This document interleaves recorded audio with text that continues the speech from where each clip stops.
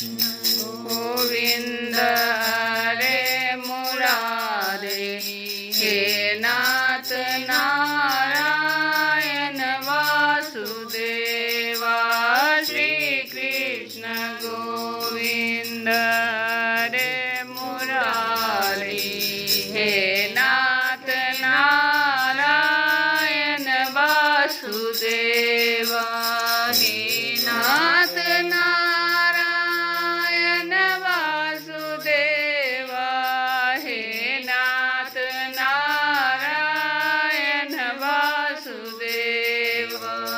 हे नाथ नारायण वासुदेवा, हे नाथ नारायण वासुदेवा। श्री कृष्ण गोविंद हरे मुरारे, हे नाथ नारायण वासुदेवा। हरे राम, राम राम हरे हरे, हरे कृष्ण कृष्ण कृष्ण हरे हरे, हरे राम राम राम हरे हरे, हरे कृष्ण कृष्ण कृष्ण हरे हरे, हरे राम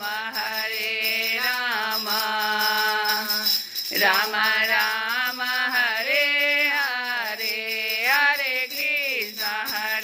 कृष्ण कृष्ण कृष्ण हरे हरे। जय श्री कृष्ण। भगवान के पास जा रहे हैं। कौन? अक्रूर जी जा रहे हैं। और वो क्या भाव सब उनके भीतर आ रहा है। वो कह रहे हैं कि मेरा जीवन सफल हो जाएगा जब मैं वहाँ पहुँच जाऊँगा।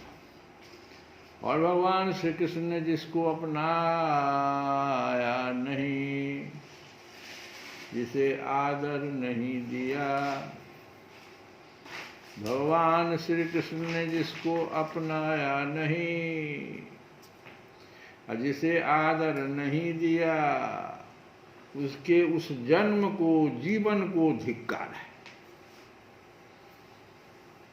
न तो उन्हें कोई प्रिय है और न तो अप्रिय, न तो उनका कोई आत्मीय सुहृद है और न तो शत्रु।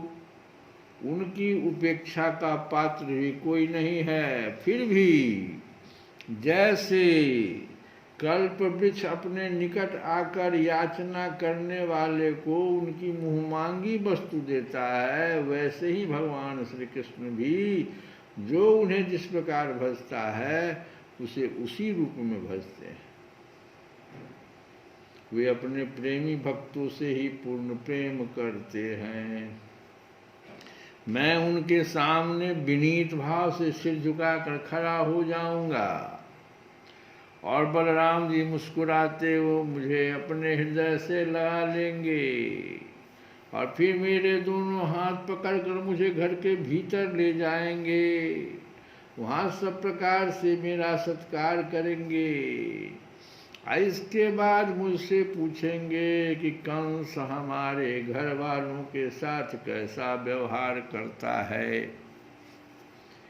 श्री सुखदेव जी कहते हैं, परीक्षित, स्वफल का नंदन अक्रूर मार्ग में इसी चिंतन में डूबे डूबे रथ से नंदगांव पहुंच गए और सूर्य अस्ताचल पर चले गए। जिनके चरण कमल की रज को सभी लोकपाल अपने किरीटों के द्वारा सेवन करते हैं, अक्रूर जी ने गोष्ठ में उनके चरण चिन्हों के दर्शन किए। सबसे पहले उनके चरण चिन्ह का दर्शन किए। भरत जी भी जब जा रहे थे तो निषाद राज से उन्होंने पूछा कि भगवान हमारे रात में कहाँ सोए थे, उस जगह को दिखाओ। और उसका पूरा परिक्रमा किए। भक्त जब भगवान के पास जाता है तो दर्शन से पहले उनके चिन्हों का दर्शन करने की कोशिश करता है। चरण चिन्ह का दर्शन देखो अक्रूर जी कर रहे हैं। कमल यव अंकुश आदि असाधारण चिन्हों के द्वारा उनकी पहचान हो रही थी।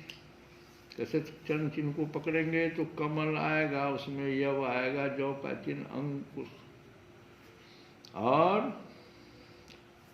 असाधारण चिन्ह सब रहेगा। उनसे पृथ्वी की शोभा बढ़ रही थी।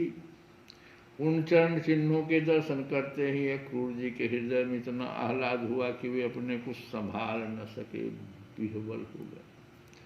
प्रेम के आवेग से उनका रोम रोम खिल उठा, नेत्रों में आंसू भर आए और टप टप टपकने लगे।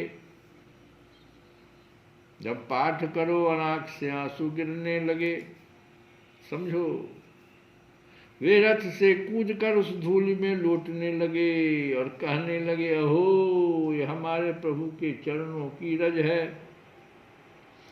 परीक्षित, कंस के संदेश से लेकर यहाँ तक अक्रूर जी के चित्त की जैसी अवस्था रही है, यही जीवों के देह धारण करने का परम लाभ है।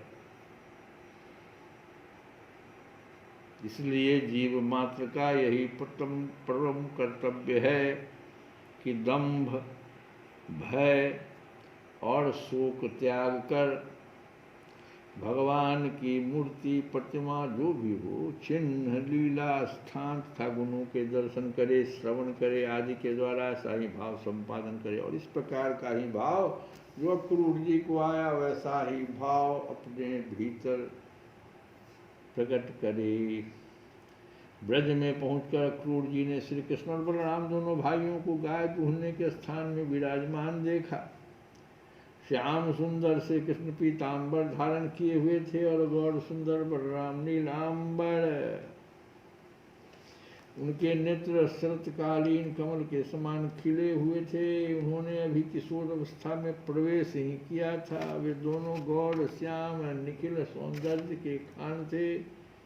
घुटनों का स्पर्श करने वाली लंबी लंबी भुजाएं, सुंदर बदन, परम मनोहर और गज शावक के समान ललित चाल थी। दोनों हाथ खड़ा होने पर ऐसे करके देखो जो घुटना तक पहुंच रहा है, तो सोचो आजान बाहु कहते हैं उसको।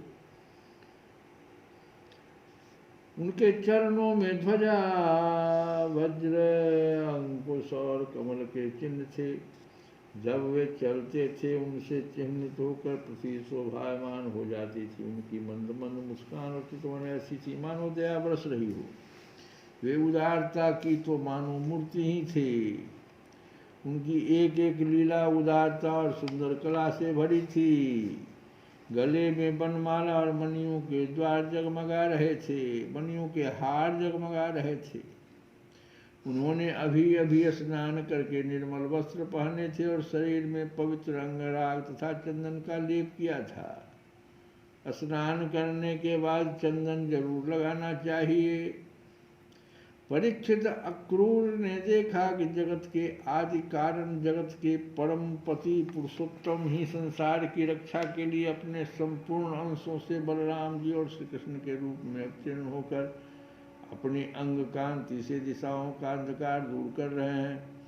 वे ऐसे भले मालूम होते थे जैसे सोने से मढ़े हुए मरकत मणि और चांदी के पर्वत जगमगा रहे हों। उन्हें देखते ही अक्रूर जी प्रेमावेग से अधीर होकर रथ से कूद पड़े और भगवान श्री कृष्ण तथा बलराम के चरणों के पास साष्टांग लौट गए। परीक्षित, भगवान के दर्शन से उन्हें इतना आह्लाद हुआ कि उनके नेत्र आंसू से सर्वथा भर गए। सारे शरीर में पुलकावली छा गई। उत्कंठावश गला भर आने के कारण अपना नाम भी न बतला सके। शरणागत वत्सल भगवान श्री कृष्ण उनके मन का भाव जान गए। उन्होंने बड़ी प्रसन्नता से चक्रांकित हाथों के द्वारा उन्हें खींचकर उठाया, हृदय से लगा लिया। ठीक यही कथा भरत जी और भगवान राम के मिलन के समय में भी होती है।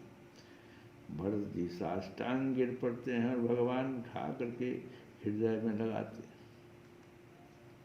क्योंकि शरणागत वत्सल को भगवान अपने हृदय से लगा लेते हैं, कोई भक्त का भाव जान जाते हैं। इसके बाद जब वे परम मनस्वी श्री बलराम जी के सामने विनीत भाव से खड़े हो गए, तब उन्होंने उनको गले लगा लिया और उनका एक हाथ श्री कृष्ण ने पकड़ा था, दूसरा बलराम जी ने। दोनों भाई उन्हें घर ले गए। घर ले जाकर भगवान ने उनका बड़ा स्वागत सत्कार किया, कुशल मंगल पूछकर श्रेष्ठ आसन पर बैठाया और विधिपूर्वक उनके पांव पखाड़ कर शहद मिला हुआ दही को क्या कहते हैं, मधुपर्क, तो मधुपर्क आदि पूजा की सामग्री भेंट की। इसके बाद भगवान ने अतिथि अक्रूर जी को एक गाय दी और पैर दबाकर उनकी थकावट दूर की था। बड़े आदर एवं श्रद्धा से उन्हें पवित्र और अनेक गुणों से युक्त अन्न का भोजन कराया। जब वे भोजन कर चुके तब धर्म के परम मर्मज्ञ भगवान बलराम जी ने बड़े प्रेम से मुखवास किसको कहते हैं, तो पान और इलायची आदि को मुखवास कहते हैं, और सुगंधित माला आदि देकर उन्हें अत्यंत आनंदित किया। इस प्रकार सत्कार हो चुकने पर नंदराज जी ने उनके पास आकर पूछा, अक्रूर जी, आप लोग निर्दयी कंस के जीते जी किस प्रकार अपने दिन काटते हैं? अरे उसके रहते आप लोगों की वही दशा है जो कसाई द्वारा पाली हुई भेड़ों की होती है। जिस इंद्रियाराम पापी ने अपनी बिलखती हुई बहन के नन्हे नन्हे बच्चों को मार डाला, आप लोग उसकी प्रजा है, फिर आप सुखी हैं, यह अनुमान तो हम कर ही कैसे सकते हैं। अक्रूर जी ने नंद बाबा से पहले ही कुशल मंगल पूछ लिया था। जब इस प्रकार नंद बाबा ने मधुरवाणी से अक्रूर जी से कुशल मंगल पूछा और उनका सम्मान किया, तब अक्रूर जी के शरीर में रास्ता चलने की जो कुछ थकावट थी वह सब दूर हो गई। श्री कृष्ण गोविंद हरे